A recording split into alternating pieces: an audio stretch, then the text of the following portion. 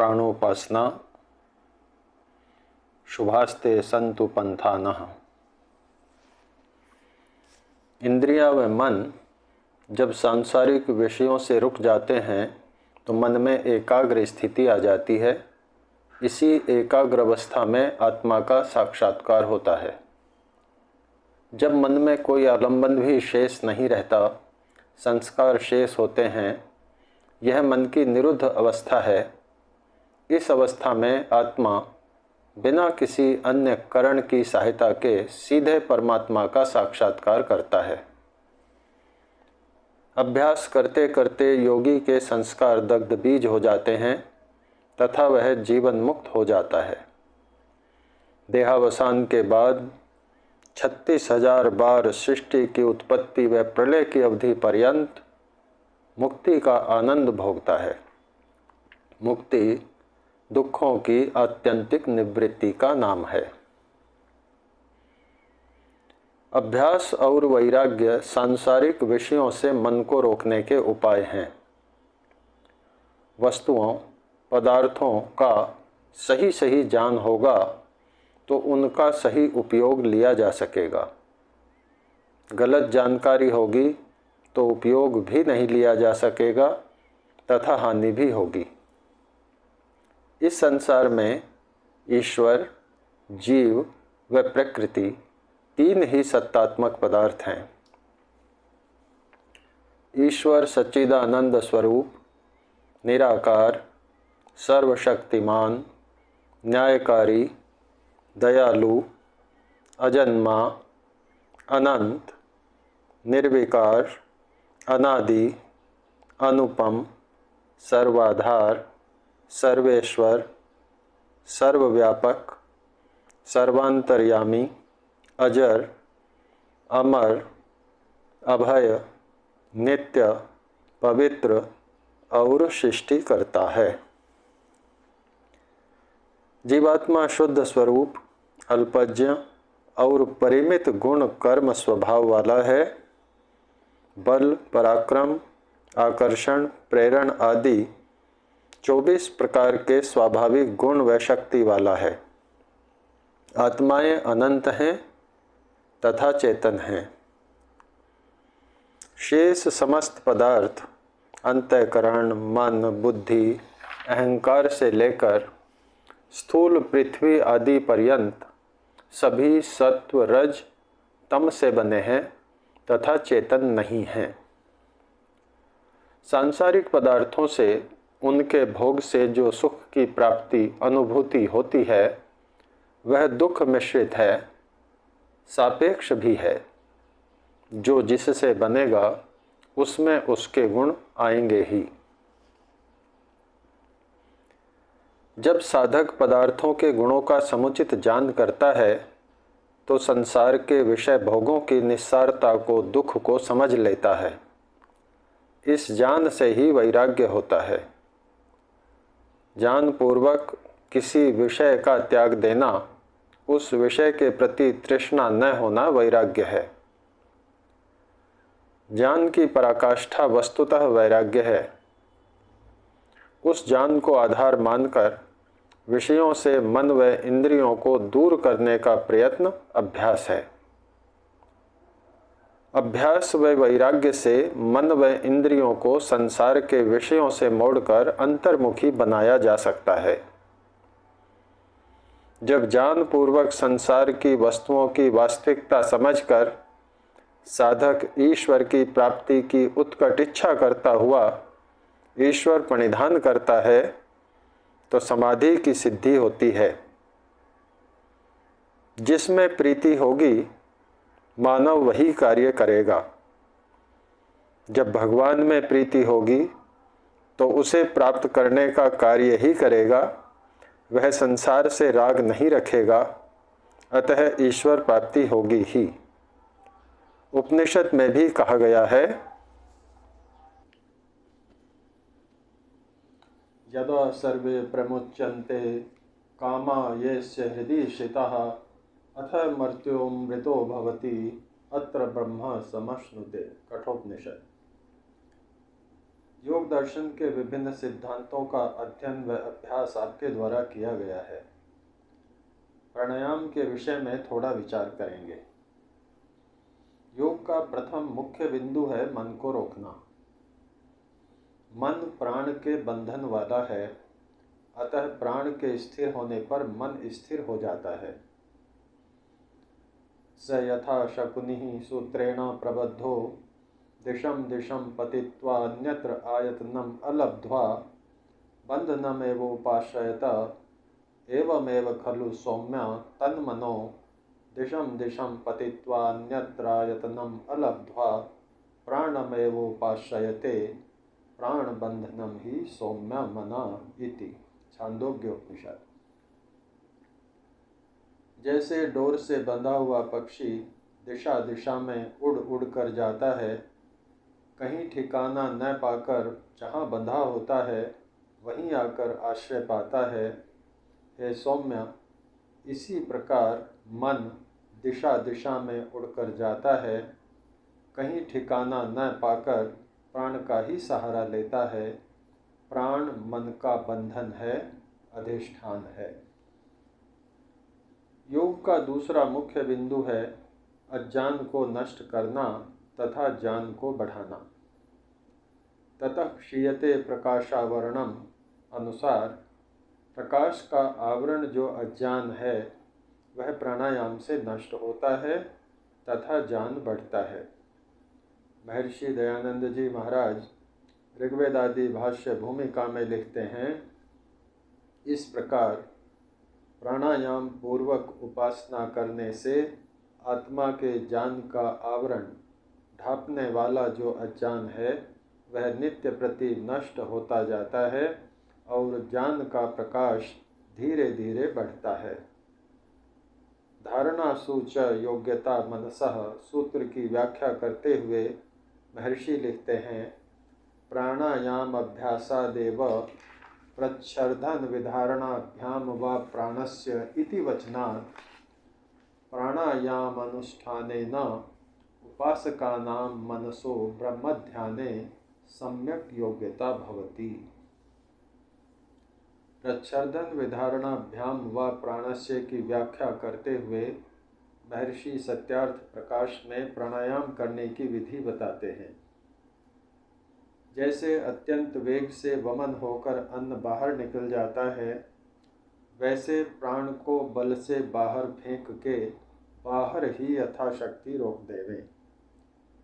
जब बाहर निकालना चाहें तब मूलेंद्रिय को ऊपर खींच के वायु को बाहर फेंक दें। जब तक मूलेंद्रिय ऊपर खींच रखे तब तक प्राण बाहर रहता है। इसी प्रकार प्राण बाहर अधिक देर ठहर सकता है। जब घबराहट हो तब धीरे धीरे भीतर वायु को लेके फिर भी वैसे ही करता जाए जितना सामर्थ्य व इच्छा हो, और मन में ओम का जप करता जावे। भूमिका में इसी प्रसंग में महर्षि लिखते हैं, इस प्रकार बारंबार अभ्यास करने से प्राण उपासक के वश में हो जाता है और प्राण के स्थिर होने से मन, मन के स्थिर होने से आत्मा भी स्थिर हो जाता है। चंचल मन को स्थिर करना, बाहर की ओर जाने वाले इंद्रियों सहित मन को एकाग्र करना समाधि प्राप्त हेतु आवश्यक है। महर्षि के अनुसार प्राणायाम के अभ्यास से मन और आत्मा स्थिर होते हैं। तथेन्द्रियाणाम दह्यन्ते दोषाः प्राणस्य निग्रहात्। मनु महाराज के अनुसार प्राण के निग्रह से मन आदि इंद्रियों के दोष भस्म हो जाते हैं। प्राणायामय दहे दोषान के अनुसार भी नित्य प्रति प्राणायामों से आत्मा, अंतःकरण और इंद्रियों के दोष भस्मीभूत हो जाते हैं। अतः प्रत्येक साधक के लिए प्राणायाम का अभ्यास करना आवश्यक है। केवल वैराग्य से, ज्ञान से चित्त वृत्तियों का निरोध नहीं हो सकता। योग दर्शन में भी कहा है, अभ्यास वैराग्याभ्याम तन निरोधः। निर्मली वृक्ष के फल से जल शुद्ध होता है, परंतु नाम लेने से या श्रवण मात्र से ही जल शुद्ध नहीं हो जाता। उसके लिए जल में फल को पीसकर डालना पड़ता है। साधकगण स्वाध्याय से, सत्संग से, गुरुजनों से ज्ञान प्राप्त करना, उस ज्ञान के अनुरूप दिन भर व्यवहार करने का अभ्यास करना, प्रत्येक कार्य करते हुए ईश्वर प्रणिधान की भावना रखना आवश्यक है। निश्चित समय में बैठकर प्राणायाम आदि का अभ्यास व उपासना तो करनी ही है। ईशावास्यमिदं सर्वं यत्किंच जगत्याम जगत के अनुसार ईश्वर सर्वव्यापक सर्वांतर्यामी है। हमारे आत्मा में बैठा हुआ हमारे अच्छे बुरे कर्मों को देख रहा है। अवश्यमेव भोक्तव्यम कृतं कर्म शुभाशुभम। अत्रि स्मृति अनुसार ईश्वर न्यायकारी है तथा पाप पुण्यों का यथोचित फल देता है, किसी के पापों को क्षमा नहीं करता। अवश्यमेव लभते फलम पापस्य कर्मणः। वाल्मीकि रामायण अनुसार भी पाप का फल अवश्य भोगना पड़ता है। यदि इस सिद्धांत को मन में बैठा लिया जावे तो व्यक्ति तात्कालिक स्वार्थ के वशीभूत जो दुष्कर्म पाप कर लेता है उसे नहीं करेगा। हम इस सिद्धांत को जानते तो हैं, परंतु उस पर अटल आस्था न होने के कारण पाप कर्म करते रहते हैं। हम कर्म करते हैं तो उसका संस्कार बनता है, अच्छा या बुरा। उस संस्कार से फिर कर्म होता है। इस प्रकार कर्म से संस्कार तथा संस्कार से कर्म, यह चक्र चलता रहता है तथा मन सांसारिक विषयों से निवृत्त नहीं हो पाता, बल्कि उन्हीं में उलझा रहता है। अतः कार्य करने से पूर्व यह चिंतन आवश्यक है कि इससे क्या संस्कार बनेगा। वृत्तियों से चित्त को रोकने का प्रयास तो करना ही है, साथ ही संस्कार कैसे बन रहे हैं यह भी साथ साथ देखना है। प्रत्येक समय यह बोध रखना है कि हम किसी कर्म से राग द्वेष आदि तो नहीं उभार रहे। यह ध्यान रखना है कि यम नियमों के पालन में शिथिल तो नहीं हो रहे। अहिंसा, सत्य, अस्तेय, ब्रह्मचर्य, अपरिग्रह तथा शौच, संतोष, तप, स्वाध्याय, ईश्वर प्रणिधान, इनके जो अनुकूल है वही करने योग्य है, जो इनके प्रतिकूल है वह त्याज्य है। यदि कर्म करने से पहले सोचने का अवसर नहीं ले पाए तो कम से कम कर्म करने के उपरांत तो विचार करना आवश्यक है कि यह करणीय कर्म था या त्याज्य। यदि त्याज्य था, हो गया, तो आगे नहीं करने का संकल्प लेना है। सत्यमेव जयति नानृतम सत्येन पंथा विततो देवयानः। सत्य की ही विजय होती है, अनृत की नहीं। देव की तरफ जाने वाला मार्ग सत्य से बना है। साधक गण इस पर दृढ़ विश्वास करके सत्य मार्ग के पथिक बन जाओ। संसार की चकाचौंध उलझाना चाहेगी, क्योंकि हिरण्यमयेन पात्रेण सत्यस्यापि हितं मुखम्। सत्य का मुख सोने के ढक्कन से ढका हुआ है। अतः लोकैषणा, पुत्रैषणा व वित्तैषणा आकर्षित करेगी, परंतु इसकी दुखमयता को, वास्तविकता को समझकर वेद की आज्ञा को मान विश्वास के साथ अध्यात्म मार्ग, श्रेय मार्ग की ओर बढ़ चलो। आज ही बढ़ना शुरू कर दो। समय रहते ज्ञान पूर्वक, अभ्यास पूर्वक इन सांसारिक विषयों को छोड़ दो, क्योंकि ये विषय जब स्वेच्छा से मनुष्य को त्याग कर जाते हैं तो मनुष्य को महासंताप होता है, किंतु जब स्वयं मनुष्य के द्वारा त्याग दिए जाते हैं तो ये शांतिपूर्ण अतुल सुख प्रदान करते हैं। व्रजन्तः स्वातन्त्र्यात् अतुलपरितापाय मनसः स्वयं त्यक्त्वा स्त्वेते समसुखमनन्तं विदधति। वैराग्य शतक। शरीर स्वस्थ है तो आसन लगाया जा सकता है, शरीर स्वस्थ है तो प्राणायाम किया जा सकता है, शरीर स्वस्थ है तो तप किया जा सकता है। शरीर में रोग है तो मन स्वस्थ होना संभव नहीं, मन स्वस्थ नहीं तो एकाग्रता संभव नहीं, अतः योग संभव नहीं।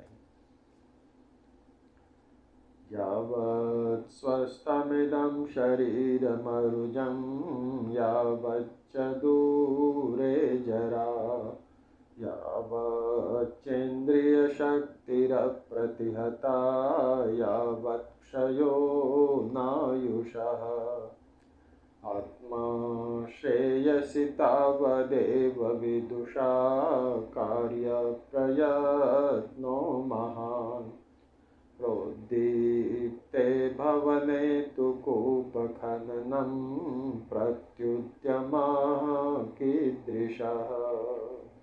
वैराग्य शतक। जब तक यह शरीर स्वस्थ है, निरोग है, और जब तक बुढ़ापा दूर है, तब तक जब तक इंद्रियों का सामर्थ्य कम नहीं होता और जब तक आयु क्षीण नहीं होती, तब तक ही विद्वान मनुष्य को आत्मकल्याण के विषय में महान प्रयत्न करना चाहिए। बुढ़ापा आदि आ जाने पर आत्मकल्याणार्थ प्रयत्न करना तो ऐसा ही है जैसे घर में अग्नि लग जाने पर उसे बुझाने हेतु कूप खोदना। अतः श्रद्धापूर्वक गंतव्य के लिए निकल पड़ो। श्रद्धा माता के समान कल्याणकारिणी होकर आपकी रक्षा करेगी। साही जननी व कल्याणी योगिनम पाति। व्यास भाष्य। शुभास्ते संतु पंथाना। तपेंद्र, सितंबर 2017।